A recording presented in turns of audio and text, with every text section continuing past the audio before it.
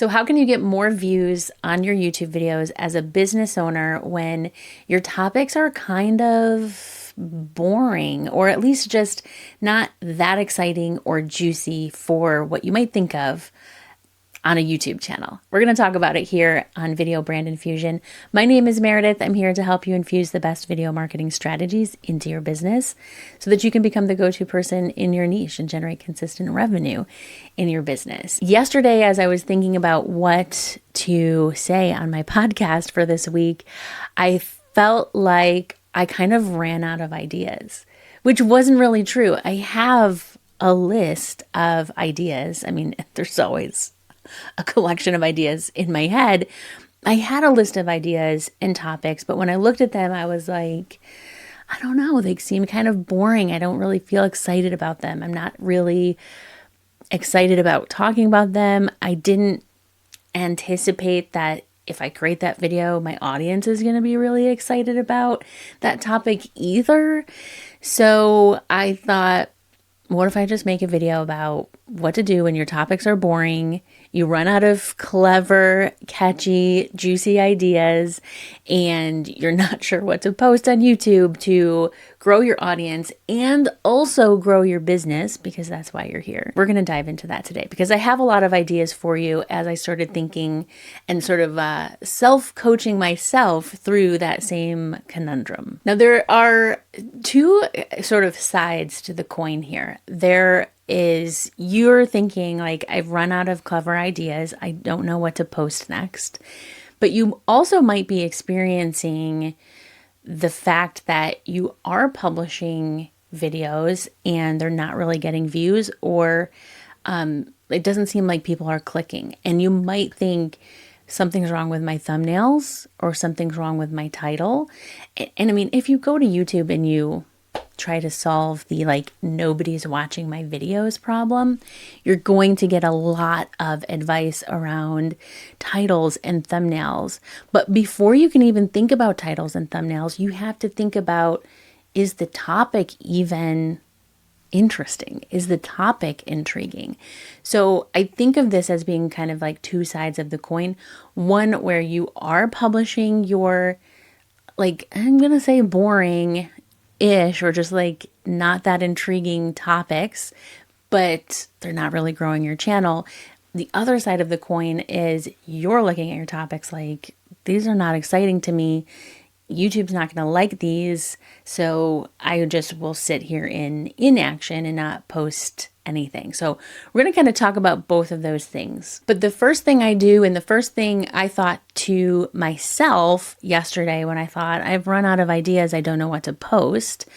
First of all, I have recognized that's a lie. I have lots of ideas. And the second thing I did was ask myself these three questions. And if you don't take anything else from this video, this podcast episode, if you don't watch the rest of it, I hope you at least stay for these three questions, because these are kind of the three magical questions that tend to ignite something in me, and I know exactly what my next video should be. The first question is, what do I feel excited about talking about right now? Like, what's on my mind?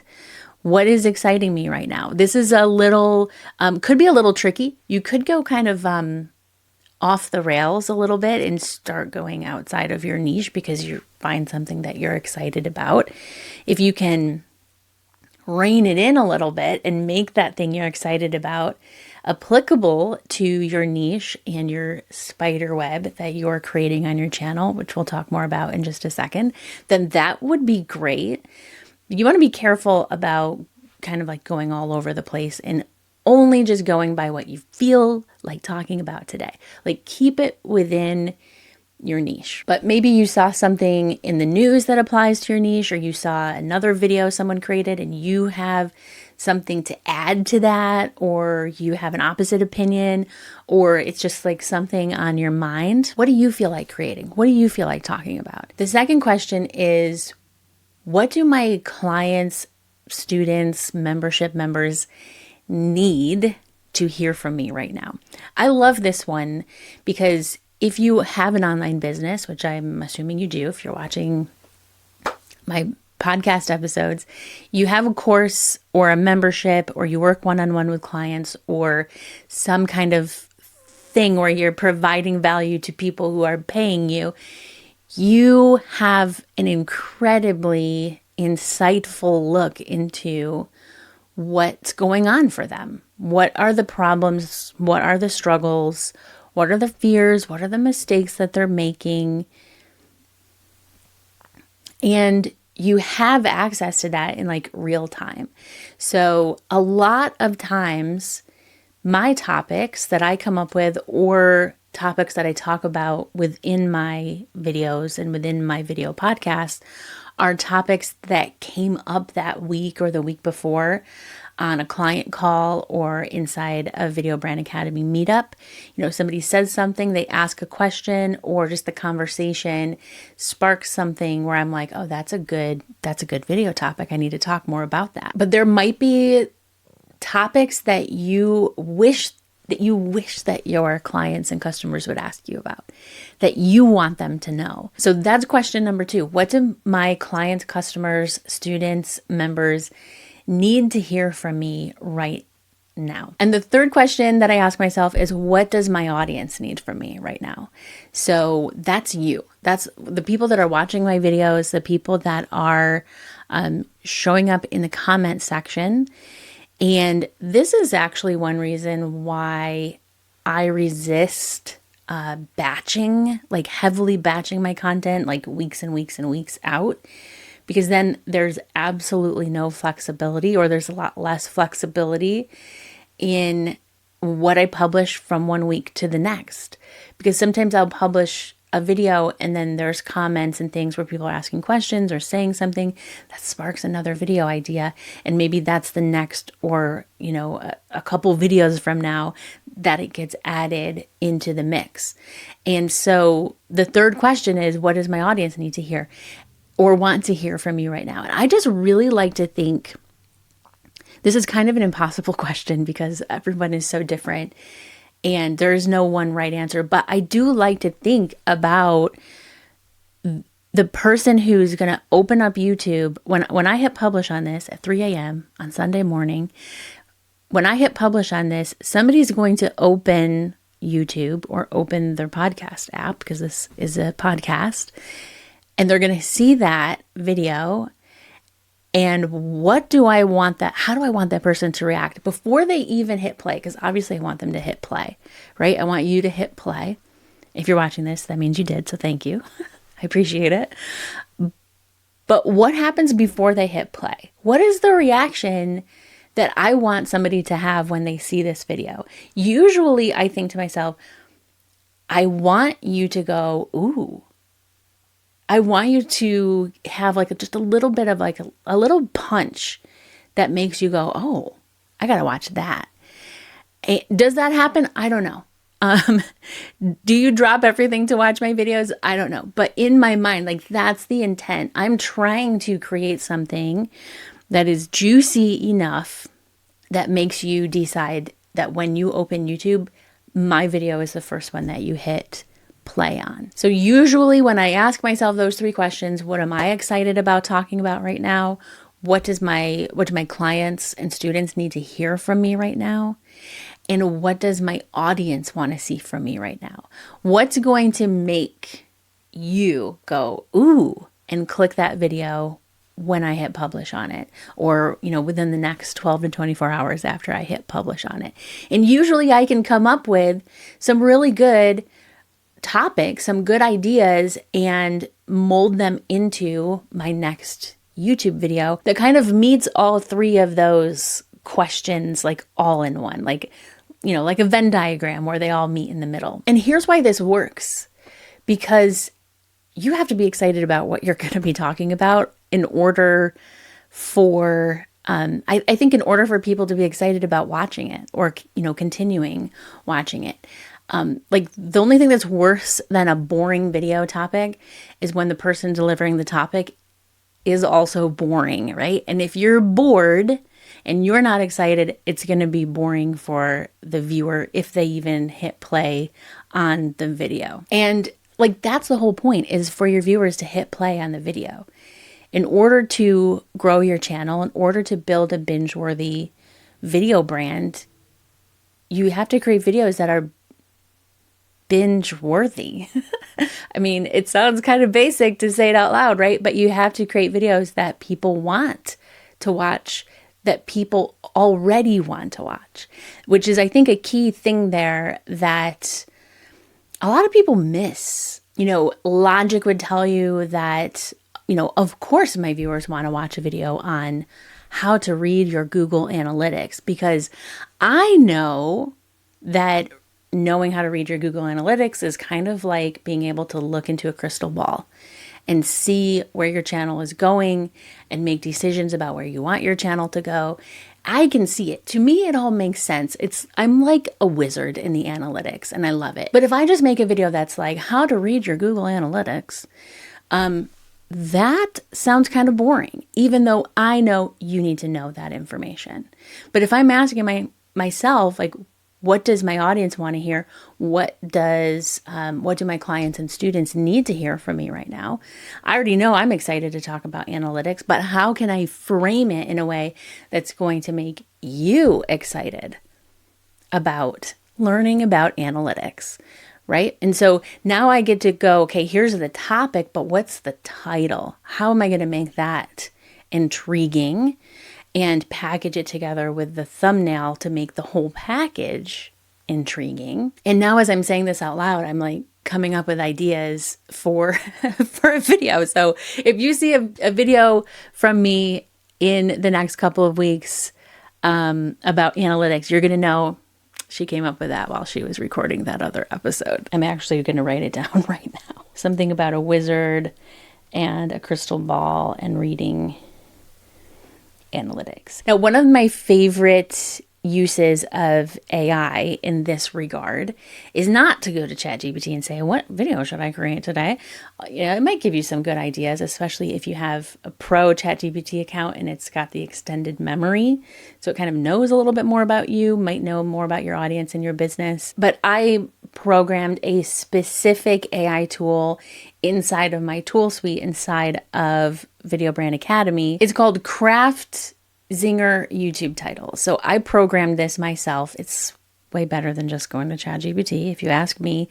But what it does is it takes your video topic idea, whether it's boring or maybe it's not super clear or you just don't know. Like I do this a lot when the topic is long and I want to figure out how do I pack the punch, you know, with like fewer words in the title. So for example, I put in here what to post on YouTube when you run out of video topic ideas. That's just the idea, right? And it's not really a fully crafted title. So it gives me, I've got 30 different Zinger style titles here that are way more intriguing than just what to post on YouTube when you run out of video topic ideas. Now, some of these are better than others. One of them here is stop searching for ideas and start creating or quit now.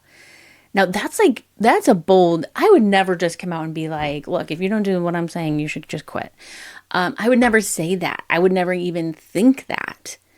But that's a bold and catchy and like attention grabbing title, especially if you think about it in contrast to my personality or, you know, the way that you're used to me showing up. You know, I would never be like, just quit now. I would never say that. So if that's in my title or if that's in my thumbnail, it's going to get your attention and you're going to go, what is this? Your interest is now piqued. Now you have to click and watch. And that's the whole point. So some of these are better than others. The dark side of YouTube creativity slumps you're afraid to admit. Ooh, so isn't that juicy? Don't you want to know? Even like, I'm just reading it here. The video doesn't exist. I mean, I'm creating this video right now, but that topic, that video doesn't exist. But I want to click that and watch it. Like, yeah, please tell me what am I afraid to admit? Now I want to know, right? It's just a title idea. That's all it is at this point. No more excuses. What to post when your YouTube ideas are dead. I like that. It's a zinger. The brutal truth about running out of YouTube video ideas, that's kind of AI sounding. No ideas, no problem. Controversial YouTube topics that actually work. That's a good one. Not the no ideas, no problem part. That's kind of cringy. Controversial YouTube topics that actually work. I love that. I want to make that. I'm going to add that to my list. And we have some tabloid style. Broke? Post these videos. YouTube's last resort. Stop making videos. Do this. YouTube's dying. Post this. These are very short and very tabloidy. This was programmed to give us some tabloid style zingers, which usually when I see those, they're so short and they're just very like drama. Some of those make really good, like the words you put in your thumbnail to go along with your title. So if you're using the Zinger YouTube title AI tool inside of Video Brand Academy, there's a little hot tip for you. So the way that you can use this concept is, I like to call it juicifying your titles. You just want to make your topics juicy enough for you and your audience to care about them, to be intrigued enough to click them and hit play. Every single time that I use this tool and see like my like boring topic presented in more of a zinger, juicy way, then I feel excited about creating the video. Like you just saw it happen. Controversial YouTube topics that actually work. I was like, wow, oh, that's a good topic. I kind of like that. And the dark side of YouTube creativity slumps you're afraid to admit, like, oh, okay, yeah, I want to watch that video. Doesn't exist. Maybe I should create it. I don't know. So if you're looking at your list of topics like I did yesterday and thought, these don't really sound very exciting. I don't know. I'm not really into it. Nothing's really lighting me up. I could take those topics, plop them into the Zinger YouTube title tool, and maybe get some fresh new ideas that I'm actually excited about that I think you would be excited about too. And lastly, I mentioned that I would talk a little bit about the spider web concept, which I've talked about lots of times here on my channel, but it's kind of the basis, not kind of, it is the basis, like foundational thing that I teach inside of Video Brand Academy that all of the other growth strategies, titles, thumbnails, descriptions, SEO, all of the ways to like trigger the algorithm, all of that stuff stems from the spider web strategy concept on YouTube, which is kind of like sticking to, which is basically where you break your channel topics up into 3 or 4 or maybe 5 like specific sections. You might even think of these as silos of content, like silos of categories in a way. And when you're first starting out on YouTube, my recommendation is you stick to one section of your spider web really tightly at first to gain momentum and views and audience around that thing before you start like bouncing around with other topic ideas. But once you have an established channel, and this is basically what I do now, I am basically sticking to some of the same kind of concepts or silos with my YouTube content. What that does is reduces decisions. It reduces the number of decisions that I have to make about what am I creating next. And it's not like I stick to these things religiously, but like here on the podcast, you will find me creating videos around like sales, YouTube funnel, generating leads, kind of like growing your business with YouTube. That's sort of like a spider web section or a silo of topics. I've talked about video podcasting specifically, YouTube like strategy, like audience growth kind of strategies, and like YouTube platform specific type of topics. And also like talking to a camera, confidence on camera, and that kind of a topic. So that's 4 different topics. It really reduces my decision fatigue, really, of trying to figure out where to pull ideas from. if I know that, well, okay, last week I talked about confidence on camera. This week, let's talk about YouTube strategy. And I can kind of just go through those cycles, and I'm continuing to fill out my spider web. And every once in a while, I throw other like random stuff in there when I feel inspired by something. I can look at, my topics that are around like talking to a camera, confidence on camera, that kind of a silo. I can look at all my videos on that and go, what is missing? What haven't I talked about yet? I could take a screenshot of all of those videos and throw that into ChatGPT and say, these are my videos around camera confidence, talking to a camera. What haven't I covered yet?